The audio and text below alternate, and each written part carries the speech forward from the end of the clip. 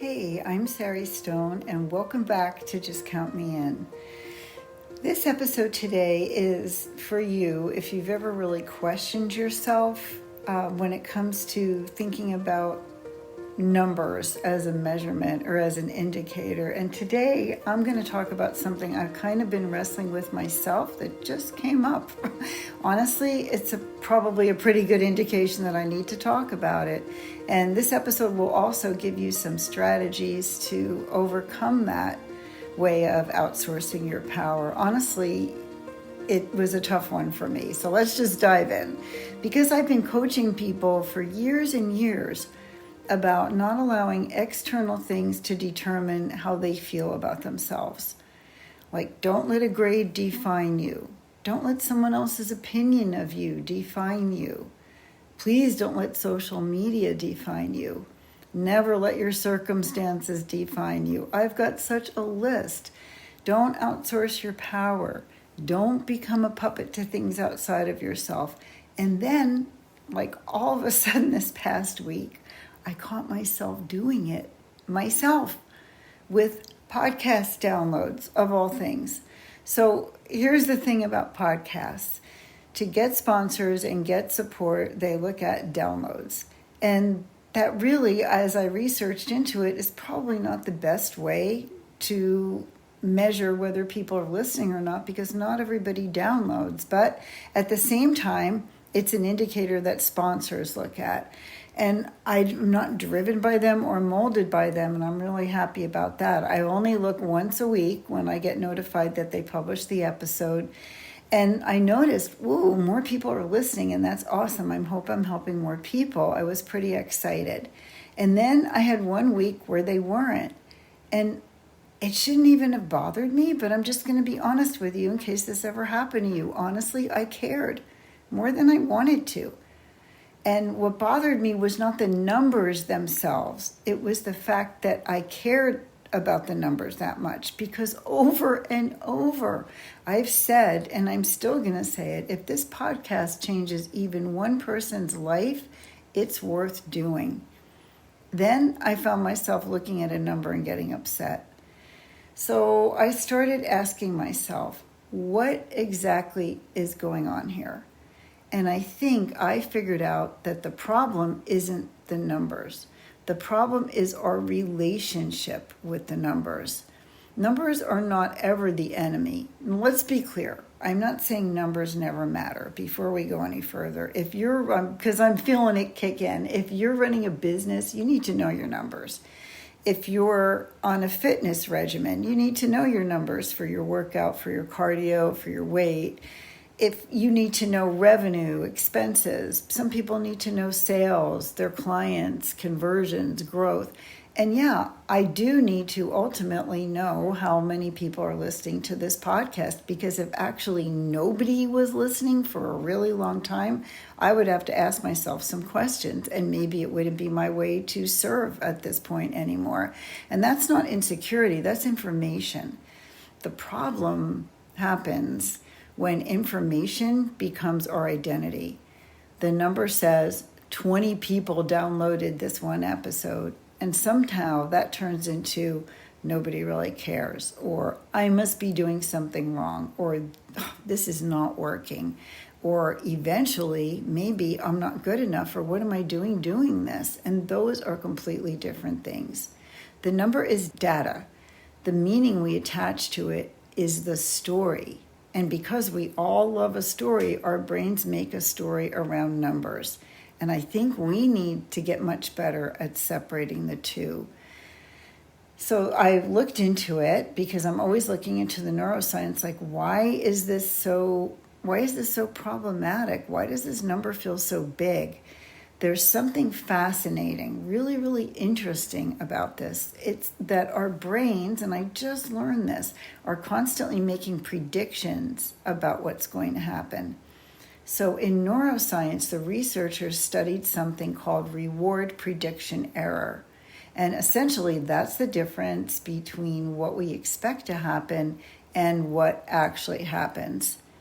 The difference is that the brain, it gets help uploading and updating its expectations.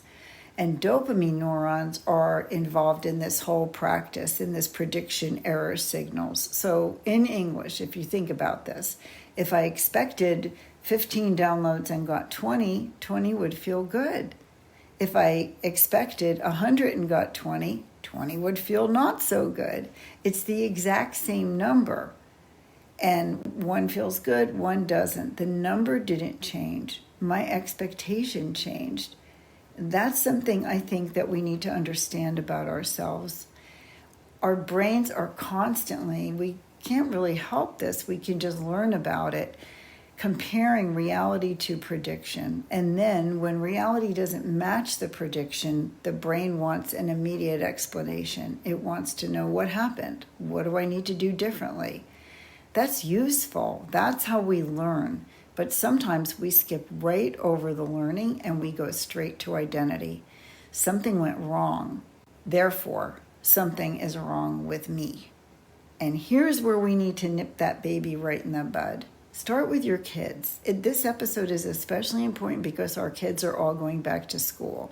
Somebody gets a 72 on a test. The 72 is information. Maybe they didn't know the material. Maybe they didn't study. Maybe they didn't feel well that day. Maybe they had a late volleyball game the night before. Maybe they were distracted. Maybe they needed more help.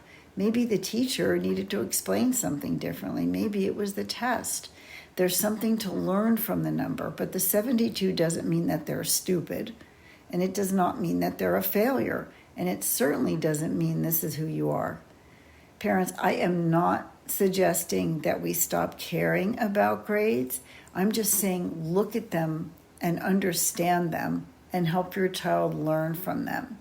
But don't ask a grade to answer a question that it was never designed to answer. Who is my child? Because that is not what a grade measures. It's like a snapshot in time, like somebody takes a picture of you. It could be a bad picture, or it could be a great angle that really you don't look like that. It could be a really good angle and a good picture that way, or it could capture you exactly as you are. And I think of grades like pictures. It gets even more complicated when our children grow up to become teenagers, and they're not just getting grades, they're getting likes. They're getting followers, they're getting views, they're getting invitations and comparisons and feedbacks. Social media gives young people an actually quantifiable feedback over and over again.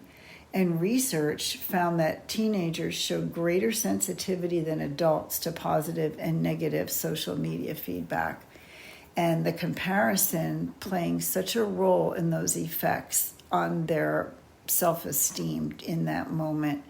So we need to teach our kids you can learn from feedback and observe feedback without becoming dependent on it. Then we grow up, except do we really, or do we just change the numbers? At 12, it might be, what grade did I get? At 18, you might be asking yourself, what college did I get into? At 25, how much money am I making? At 35, how successful am I? At 50, how do I compare to everyone else? At any age, you can stop and ask yourself, hey, what do I weigh? How old am I? How many people follow me? How many likes did that get? How many shares did that post get? How much money do I have? How many clients do I have? How many people are listening to my podcast? Different numbers, same question, am I enough? No number answers that question. Business owners, I am not telling you to ignore your numbers. This is where I want to challenge my own argument, because sometimes numbers really do count. I own a business, and my husband reminded me of something that I think is really important. He's a business owner for years. Business is cyclical. There are busy seasons, there are slower seasons. There are times of growth, there are times of rebuilding, times when things are full, and times when they aren't. One slow week does not necessarily mean that your business is broken. And even one great month also doesn't necessarily mean that you figured something out. That's why we learn to trend data, which I do. We look at patterns. We look at context. We don't make major business decisions because of one data point. So I'm not telling entrepreneurs don't look at your numbers. It's awareness. Look at them, but look at them carefully. Be aware of what they measure and use them. Learn from them. Let them help you make better decisions, not change who you are or regulate your self-worth. Here would be the question I'm asking.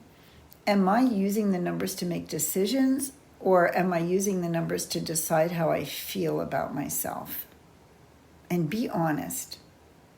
These are two really different things. Revenue is down. Okay, let's investigate. Like, what changed? What might be seasonal? What actually is working? What's not working? That's business, but not my revenue is down, therefore I'm terrible at business. That's identity. And that's where we get ourselves into trouble. And I had to look at my own podcast because this is where I caught myself. And I do mean it. I've always said, if this changes even one person's life, it's worth doing. And people are texting me. People are messaging me. They're saying, wow, this was exactly what I needed to hear.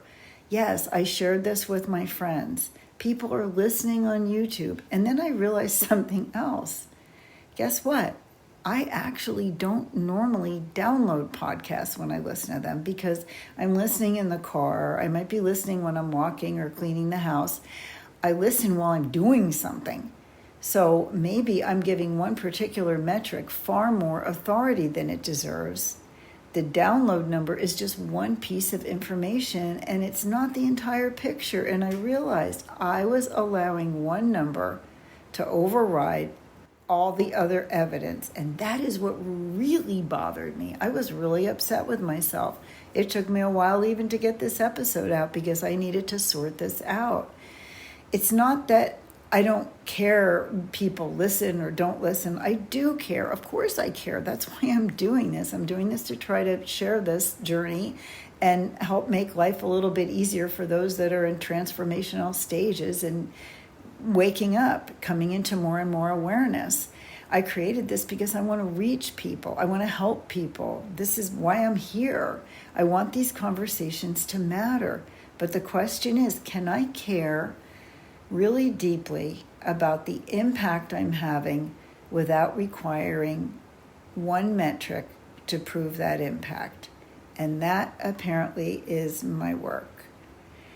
So measure it, but don't become it. And it sort of reminded me of when I was younger and I had some weight to lose. And I had a number set on a scale, which was ridiculous because what it needed to be was how healthy was my body? How strong was my body?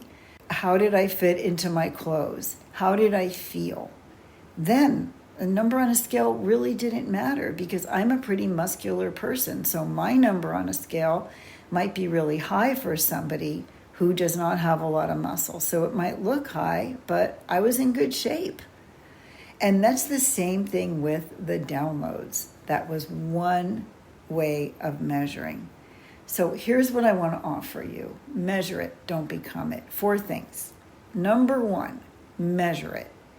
Don't avoid reality. Look at the grades, look at the revenue, look at the sales, look at the downloads, look at the number on the scale if that's useful information. Information is not your enemy, it's what you do with it. Knowledge is always power, but it's what you do with it. So separate the data from the story. We love stories. You can look at somebody and literally make up a whole story based on probably 20 to 40 seconds of observing them about their life, about how they got there, about what they do, about what type of person they are. You make like a snap judgment and then you make up a story. And this just happens naturally, but write down what actually happened. Write down what you're telling yourself it means. You may discover it's 2 different things. The data might be, my revenue was down this month. The story may be, well, I hit my peak. But no, they're not the same sentence. The data might be, I got a low grade on a test. The story is, I don't know why I bothered trying. I'm just not smart enough to be here. Again, the same thing. The data could have said my podcast had fewer downloads. It did one week. The story I told myself was, oh my gosh, I wonder if nobody really wants to hear what I have to say. And that's hard for me to even admit, but that is exactly how I felt. That's why I'm doing this episode. I had to pull out of it myself. Sometimes I walk this beside you. Number 3, ask what the number is actually qualified to tell you. So your revenue can tell you about your revenue. It can't tell you your worth. Your grade or your child's grade can tell you something about performance on that assessment. It can't tell you who your child is. A podcast download can tell you about listening behavior. It can't tell you whether your message mattered. Number 4, decide what you're going to do with the information. So if something needs to change, change it. If you need to study something, study it. If you need to adjust something with marketing, adjust it. And if you need to adjust a business strategy or bring on other team members, do it. But don't panic. Don't make up a story.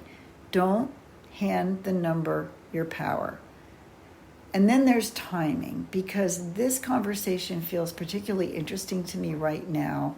I'm recording this right around that time of the new moon, which is also, there was like total solar eclipses. And I wonder that astrologically, a solar eclipse actually occurs at the new moon because the moon moves between the earth and the sun. And this particular eclipse is a total solar eclipse. That was last week. Although we don't see it in South Carolina, I also pay attention to lunar cycles. And astrologically, the new moon is in Leo. So that is associated with things like creativity and self-expression and visibility and courage and letting your own light be seen. And I have to laugh a little. Isn't this exactly what I've been wrestling with? And I didn't know this before I went to record this episode. I researched it right before. How much do I need to be seen? How much do I need people to respond? How much do I need the numbers to tell me that what I'm creating matters? Am I creating because something inside of me is coming through me? Or am I performing because I need the outside world to tell me I'm doing it right? And that whole Leo thing might be something to do with it. Then there's the individual and the collective, my own expression and the response of the community, my own voice and everybody else's voice, what I am here to share, what I am here to contribute, versus the desire to be recognized for it. And maybe why this particular conversation really feels timely for me. Not because I believe that an eclipse is magically causing my emotions, but because it's the symbolism of a moment that gives us a beautiful way to look at what we're experiencing. And symbolism of an eclipse is pretty powerful. The sun is still there. The light has not disappeared. Ancient civilizations didn't know this. We do know it. It's simply temporarily absent from our view. Maybe that's a metaphor for our lives. Maybe there are times when we don't see the evidence we want. Maybe the numbers are down. Maybe business is slower. Maybe our child isn't performing at peak. Maybe we're in a season where we don't feel successful or visible, or like we have a lot of energy to put into things. But the absence of visible evidence, just like the absence of sunlight, does not mean the absence of value. The light is still there. When you think about it, what are you using as evidence of your worth? Maybe this new moon is actually a good time to ask ourselves, what am I ready to release? Maybe it's the need to constantly check. Maybe it's the need to compare or be validated. Maybe it's the belief that if something isn't growing fast enough, something must be wrong with me. Maybe it's the habit of waking up and asking, how am I doing? Instead of, how am I being? What am I creating? What am I contributing? What feels aligned? What am I learning? What am I ready to let go of? And what would I continue creating if I didn't need immediate evidence that somebody was watching? And that is my philosophy for this podcast. I don't ever want to stop caring. And this is probably the most honest part of the whole conversation. I don't ever want to not care whether people listen. I totally care. I don't ever want to pretend that I don't care whether my business grows. I believe in evolution and expansion. I don't want parents to pretend that they don't care about their children's grades unless they really don't. Of course we care. The goal is not apathy. The goal isn't whatever, numbers don't matter. That's not what I'm saying. The goal here is to care without becoming controlled by the outcome, not being a puppet to the product. I can want more listeners without believing I'm less valuable when there are fewer. I can want more clients without believing I'm not successful if business is slow. I can want my child to do well without believing that they're any less worthy if they get a lower grade. And I can want to change my body without believing that my body is less worthy if I'm a higher number on the scale. That's the difference. I can want to grow without believing that where I am today isn't enough. So here's what I'm practicing. I'm going to keep looking at the numbers just once a week. I'm going to pay attention to them and make adjustments if I need to. I'm going to pay attention to what my audience responds to. I'm going to listen to my messages, and I do respond to every message that I get and answer people. I'm going to keep creating, but I'm going to try my very hardest to just not turn that measurement into a judgment of myself. And I'm going to remember business is cyclical. Growth isn't always linear. 1 week is not your whole story. One person's response can sometimes tell you more than hundreds of numbers that can't. I want you to think about this. What number has too much power over you? Your weight, your age, your bank account, your revenue, your grades, your number of friends on Facebook, your number of shares, Instagram, your number of clients, your number of downloads, and then ask, what exactly does that number tell me? Finally, what would change if I could use the number without allowing the number to use me? Because maybe freedom isn't the number. Maybe it's looking directly at them and learning from them and making decisions from them and still knowing who you are when the numbers might not be telling you what you would like them to. Learn from it, adjust if you need to, but don't become it. You are not your numbers, and neither am I. Thank you so much for being here. Please message me and give me some feedback. Any suggestions you have for topics or interviews, I'm very open to. And if this conversation made you think about somebody in your life who might be measuring themselves a little too heavily on an external number, please send this episode to them. Remember to subscribe and download the episode if you like it. I will see you next week. Until then, just count me in.